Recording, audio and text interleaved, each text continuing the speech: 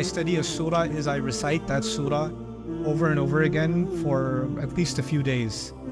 Just recite that surah. So if he talks about something, I want to know more about it. I want to go inside that world and take a deep look at what is it that Allah referred to.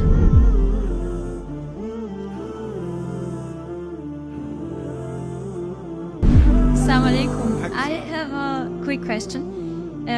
Thank you first. And I wonder how you study the surahs. Do you have tips for us? Like when we want to study a surah, Cool. do you have a fixed plan which you use for every surah? Or yeah, that's it.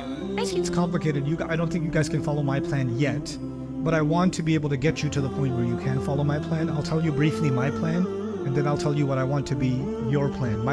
My plan was to tell you your plan on day 7. Okay? So I'll tell you my plan today, I'll tell you your plan on day 7. Okay, inshallah. What I do when I study a surah is I recite that surah over and over again for at least a few days. Just recite that surah. And that's my first step. And I write down what I think are some observations or questions about that surah. I make a note of them. Either I make a mental note of them, or I keep taking notes on my phone on what I think is going on in the ayahs. I then try to understand, the second step is I try to understand the organization of the surah, the organization of its ideas. You saw some of that when I showed you the last slides, right? But that kind of organization is called like a structural coherence, meaning you're kind of noticing a pattern in the text. But there are other kinds of organizational matters, meaning what are some key words that are repeating themselves in the surah? What are some themes that are connected to each other? For example, purity keeps coming up directly and indirectly, right, in the surah. So Yusabbihu had to do with purity, then Quddus had to do with purity, Yuzakihim had to do with purity, Himar from the Jewish perspective had to do with purity, right? So there's lots of, what are some themes that keep recurring or showing up in different ways inside a surah that bind the ideas of the surah together?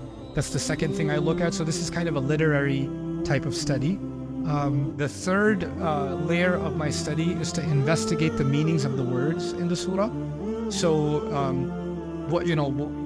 you've seen me show you some slides behind Sabbaha, or some slides behind Quddus, or some slides behind, any key word in the ayah, tamanni, right? So I want to have a deeper understanding of the vocabulary of the surah and what I might learn from that in the context of this surah. So that would be my third layer of study of that surah.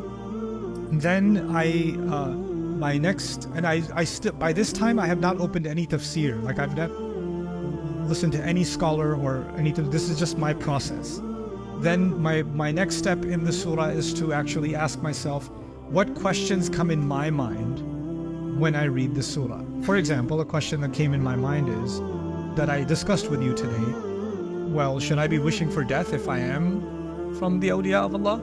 That's not a question I read in Tafsir, that was my own question. What's the difference between Subuh and Quddus is my own question. Why is the analogy of the mule or the donkey being used? That's my own question. So I have my own list of questions about the surah.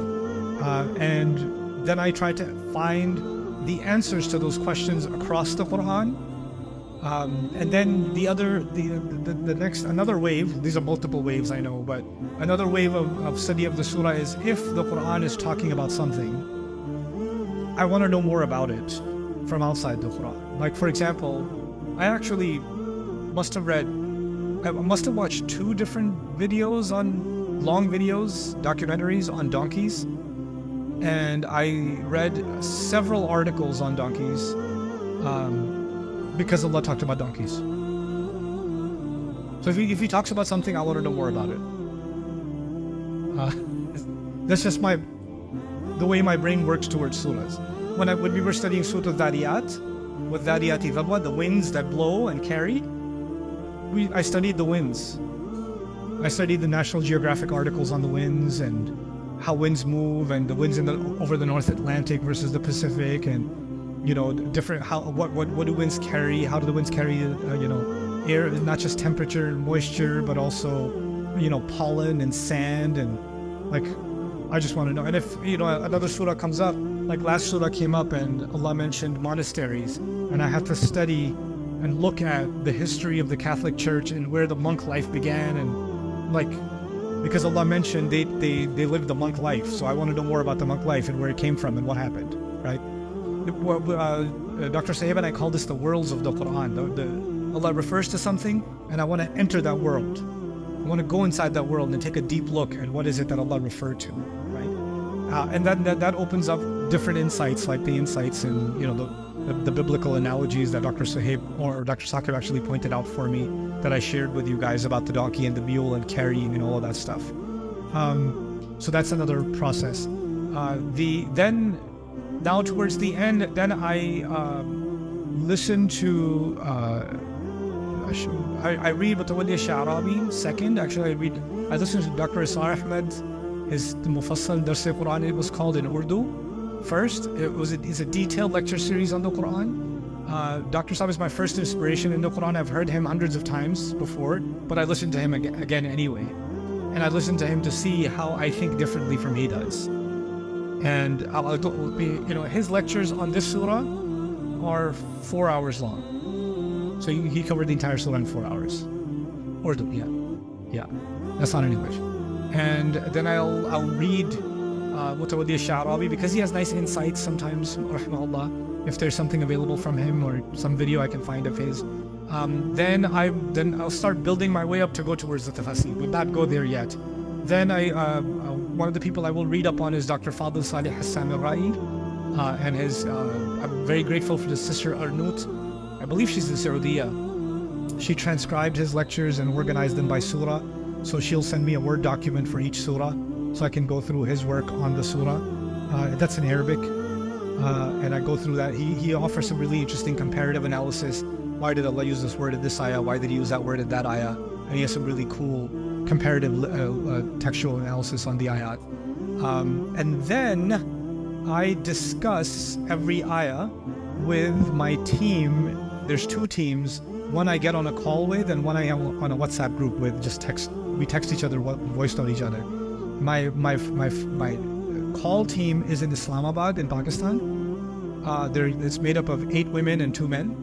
All of them are graduates from the International Islamic University of Islamabad, or they're still continuing their education there, and they all have specialization in Quran or Tafsir study. They're absolutely brilliant. They range in age. Some of them are bachelors, some of them are master's students, some of them are PhD students.